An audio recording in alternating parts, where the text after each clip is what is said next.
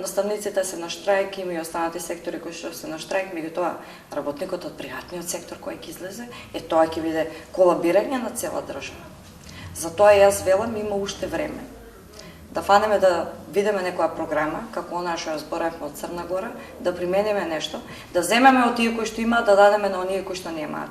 Буџетот не ни е каса без дно и државата треба да знае што понатаму. Не можеме цело време да се задолжуваме. Ги задолжуваат нашите деца, нашите внуци, правнуци, како што гледам. Така да не е само инфлацијата, секаде има криза, меѓутоа и во криза државите ги ја покачија платата. Црна Гора ја покачала 450 минималецот. Меѓутоа државата се откажала од некои луксузи, земала од друго место, дала овдека. Оти сме по устав, нели, социјална држава, а ние во социјална држава имаме секојдневно штрајкови во државата.